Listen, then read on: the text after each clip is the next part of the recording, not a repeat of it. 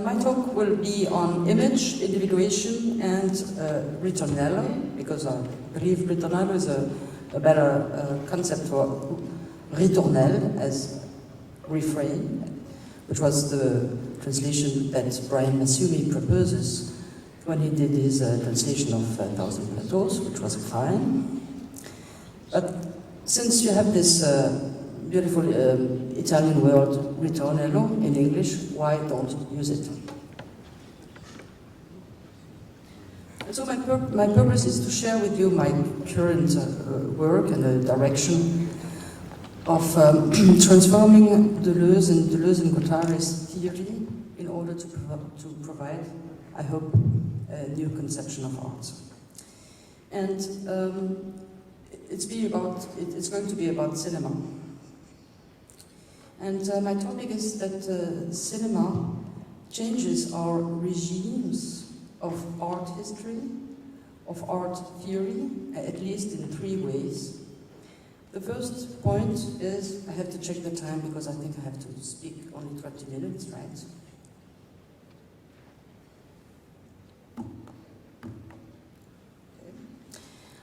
So the first point is that cinema changes the relation between art and techniques.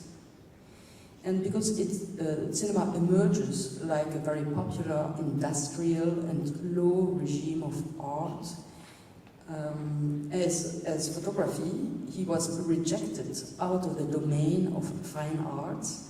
And it was because in the first years of the 20th century, we inherited both this conception of art in the 18th century and the distinction between art and techniques that is no longer relevant today. So first point is art and techniques. In fact, cinema shows us that the distinction we make between art and techniques is completely irrelevant. Second point, cinema is a mode of subjectivation, and this is an argument that Benjamin expresses. In his little history of photography, he says, cinema is about being used to the very speed way of succession of images in nowadays cities. So cinema is in a relationship with automobiles. And the succession of images has something to do with this inflation of a capitalistic mode of subjectivation of our perception due to the motor, to the energy devices and so on. And so cinema is in relation with this industrial way to transform our perception. This is quite interesting, right? Perception has to be considered no longer to be part of a human body that should be considered as a natural body. There are no natural bodies. No natural bodies, but bodies that are both biological and technical. And this leads to my topic, an ecology of images, and ecology of images where you cannot separate the nature, the technical, and the biological, but you have to think them together. And the third point is that cinema, because it was taken as an industrial sub-product of technical tool of reproduction, and because people were so amazed by the role of the apparatus of photography or the camera, so camera like this, right? So we couldn't imagine that the cinema was the result of the perception of a great genius in an artist, and therefore cinema has a very big importance in order to stop to consider even other arts, painting or literature, as being the product of the exquisite soul of an individual, and it is reacting to the other arts, and it is showing that even literature, painting, sculpture, had his technical and his material moment, which is obvious, of course, Of course, painting has something to do with techniques, right? Of course, literature has something to do with these techniques of writings. It's not the same technique. We have to go into the semiotics of technological moments, but they are all bound in politics, they are all bound in theory of media, and they do lead us to a new theory of art. So for this true reason, let's go back to Bergson, Simondon, and Deleuze's theory of images.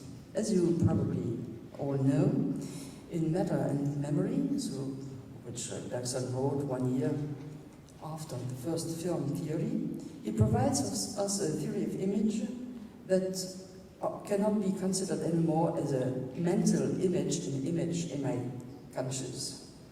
So for Bergson, an image is a cut. And it means that images being a cut, it is not the conscious reflection of a material or biological movement given in reality. So it is the end of a representative conception of image. Let me point the main consequence of this. It has a consequence for theory of perception. It means that for Bergson, perception is not matter plus conscious, but for Bergson, as he puts it very clearly, perception is matter minus everything that does not interest me, and a lot of things do not interest me. So, perception is not matter plus phenomenological conscious. Perception, as Bergson's put it in this wonderful little book, is a way, a cut, a perspective, cut into other images, and therefore I argue that the problem of images in Bergson's book, as in Deleuze's cinema book, is in reality another problem. It is the problem of individuation. It is the problem of the individuation of a point of view, a point of hearing, a point of sensitive point. It is the individuation of a type of living techno-cultural stuff. It's not only vital, right? But the main point is that it is dealing with the emergence of a singular point of perspective, and that this singular point of perspective invite us to consider the creation of an I in the matter, exactly on the same level as the invention of a camera in certain society. And it doesn't mean that only cameras were like eyes in the matter. It means only that with camera we're able to understand, to give to art this new dimension of creating and bringing some reflexivity inside the matter, inside a material device, inside a material semiotics. Now, you probably remember that Bergson didn't like cinema. And so,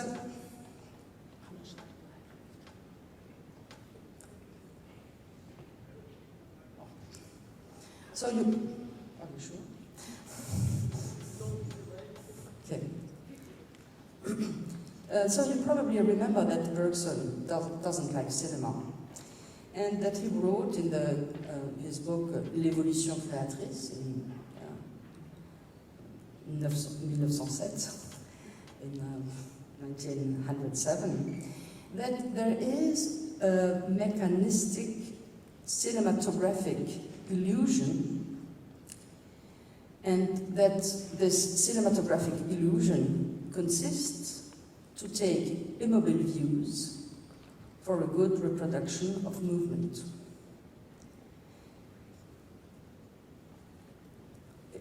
What struggles me is that Bergson is taking cinema in order to try to reconstruct a sort of Hollywoodian gigantic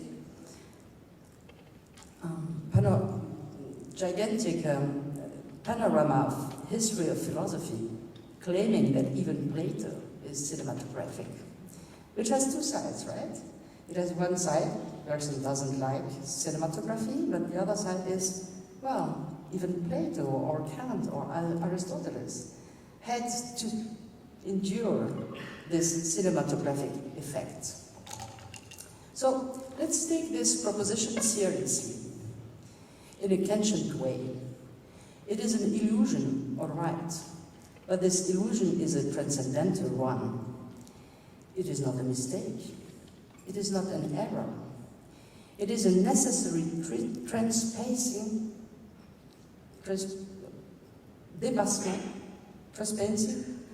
it is a necessary transpassing of validity conditions due to the structure not only of our knowledge, but due to the structure of our mind. The cinematographic mechanism is, in fact, a sensory motor schematism, un schématisme sensorimoteur. So it explains also why Deleuze says this incredibly curious statement that the intuition for Bergson is something like the critique of the pure reason. It is a transcendental exercise. But in fact, it is easy to understand if you do realize that for Bergson, the cinematographic illusion has to be and to remain illusion because it is related to the way we do operate pragmatically with reality, and that we do fix in objectivities things that we take for granted and that we take for granted and that we solidify in the unity of a world. And so, this cinematographic illusion for Bergson is related to language, to techniques, and to sensory motoristic interaction with the reality. It has a totally pragmatic necessity, and Bergson argues that if we want to do philosophy, we have to switch to intuition, which is not so easy, because our brain needs words in order to think. So I argue that what Bergson is really proposing is a kind of twisted montage between this cinematographic illusion in words and a little interpolation, little assemblages of suddenly peaks of intuition that is the real difference between philosophy and science. So Bergson suggests that philosophy has to remain in the crossroads between intelligence, pragmatical, and intuition, spiritual. But since it is impossible to express intuition without intelligence, I suggest another type of interpretation of this Bergsonian consideration on cinema. So when Deleuze took the Bergsonian theory of image, he was quite embarrassed by the problem of this cinematographic illusion.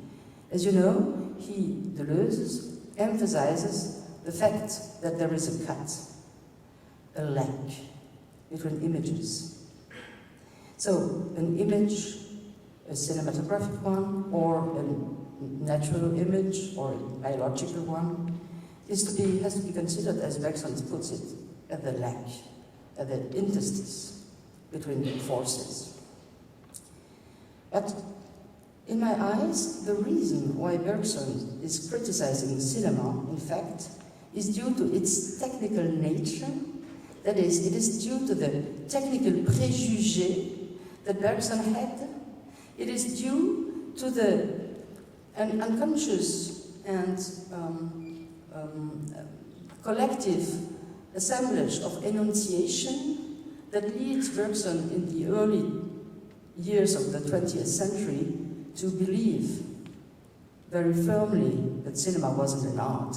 Because if you read what Bergson's write about art, yes, is not so sarcastical. He's very interested in paintings, and paintings do not move. But he says that in paintings, that there is something that is in connection with becoming. When Deleuze tried to express the Bergsonian difficulties about cinema, he uses another argument. And his argument is very simple. Let me put it this way. Since an image is a cut, since it is a cut in your perception, so every cut implies a snapshot. And every snapshot implies a type of temporality, because every snapshot is a type of perspective in becoming.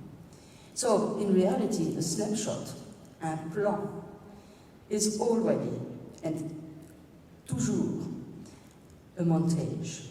You don't have a difference between snapshot and montage, right? Because a snapshot is a montage. And so, the argument of Deleuze is quite magnificent. He says that every cut, every image, is a mobile cut. Every cut is mobile. So, if we say that every cut is mobile, it implies that we can use this definition of images for other images than cinematographic ones, right? Because if every cut is a mobile one, so this is a cut, and a beautiful one. But it's a moving cut, equally.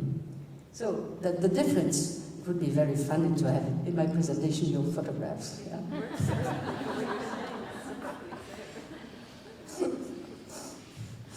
Let me comment. Yeah, exactly.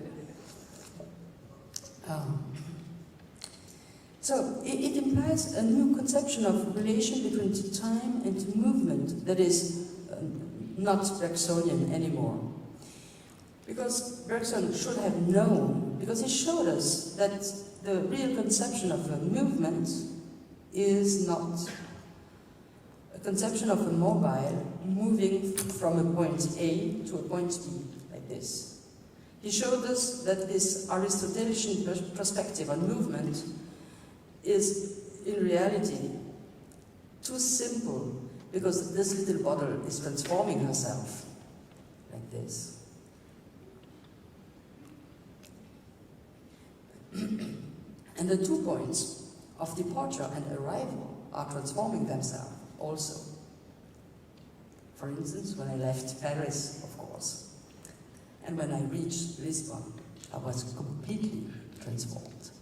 But since my little arrival in Lisbon is transforming something in the whole reality as well, we have to say, not only that the mobile is transforming itself, but then the relation between the mobile and the whole, that is, the relation between the snapshot and the montage, the whole of the film, is equally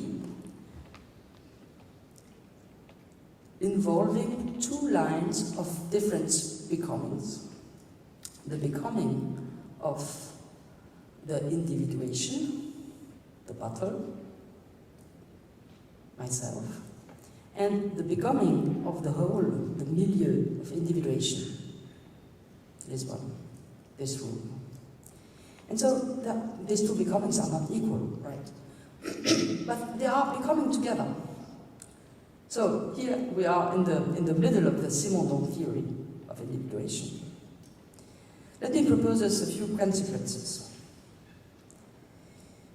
If movement and becoming are in fact one and only thing, only considered in 2 different angles, so of course the difference between time image and movement image remains very important.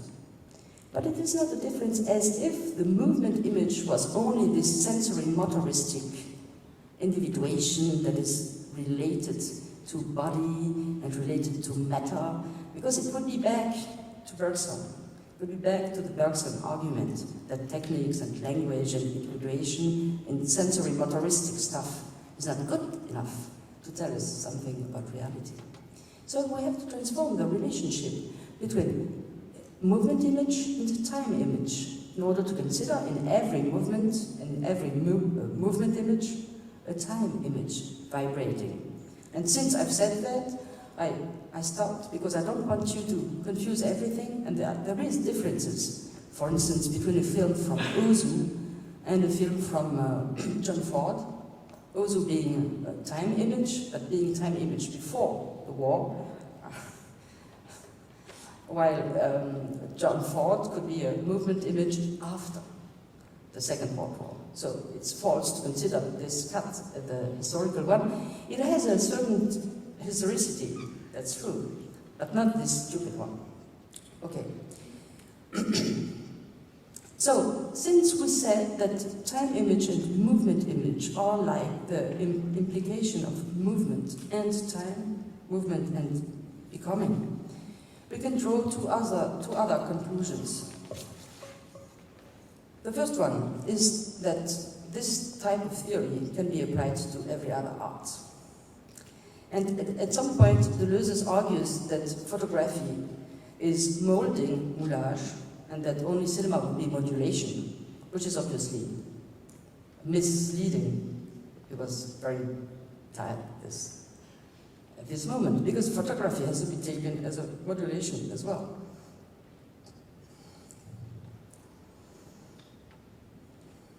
The second argument is that image is not exclusively visual. It implies every time perception and moving assemblages of perceptions. We human beings believe that we have 5 senses, but in fact they are always taken together. This photography is not visual. It is a digital assemblages, and it makes noise. I can hear it. It has this little numeric song, right? I can hear the neutrons, the protons crepiting in the wires.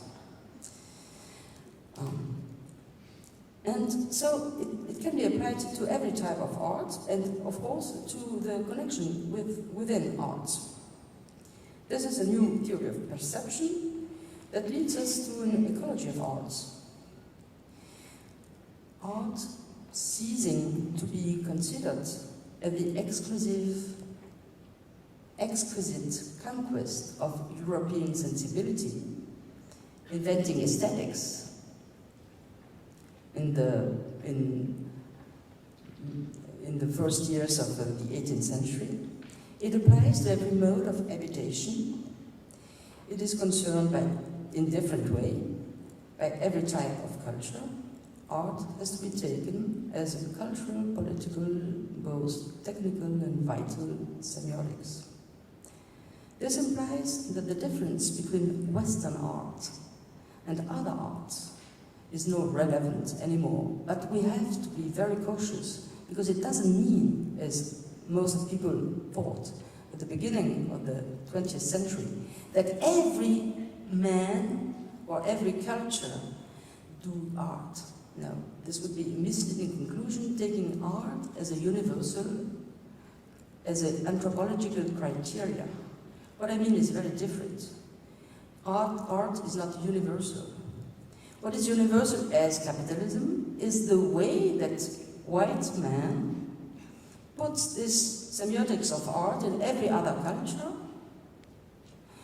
who didn't have this concept of art. And I don't mean by that this production of other semiotics are not art, if you mean by art exquisite, incredibly interesting stuff. But they are not art in general. And this is something that Claude Imbert showed, she's there, when she drew the line between the question of art and the way that Lévi-Strauss, meeting Franz Boas, the German inventor of ethno-anthropology in the States, when Lévi-Strauss met Boas, he met somebody who was trying to draw the diagram of native Aborigines, Native American art. But it doesn't mean that art is something that is universal as a result of European culture, we have to go to an ecology of images that is beyond nature and culture, as Philippe Descola showed in a recent book. But unlike Philippe Descola, I think we can use some tools in Deleuze-Guattari in order to argue that there is not a unique way to construct artificial images. And let me add that it is a wrong way to consider things if you try to bring up a typology of only 4 types of cultures and only 4 types of ecology of images. Now, this difference between art and culture has to be considered differently, because, and that is the end of my argument, individuation, so image as individuation, never concerns isolated individuals. On a vital level, it concerns genetics of population. I didn't create myself alone, right? On a genetic and biological level, it concerns the way that vegetables and animals do provide some types of ways of individuation, some types of images. Now, let's go back to Bergson and to sensory motor schematism of image. You remember that I said that Bergson was trying to emphasize the fact that there is a sensory motoristic arc in our perception. But let's read Bergson with Vexcure, with Bruyère, with Simondon. So let's add to the Kant's conception of transcendental, not empiricism, of transcendental structure, an ecological level, so that this transcendental is not a structure for every human being solely, but that it concerns a way of habitation, and there is the link between image and ritournelle. It implies very huge epistemological consequences, I believe, because it's firstly not a relativism, but it's all right, prospectivism and perspectivism. But this perspectivism has to be always be doubled. You have the perceptive level of the secondary images, and on this level, we do consider a camera. Dorothy. This curious sign I didn't understand at all, meaning shut up. And a fly on the same level, but they are not producing the same kind of bubbles of images. The second consequence is that we have to add to this secondary niveau of individuated images another level. We had to add to the cutting perspective of images the perspective we add to them when we speak about them. So this is an image, an individuation, this. But the way we are going to listen about it in Dorothy's talk is going to transform this individuation and transform ours.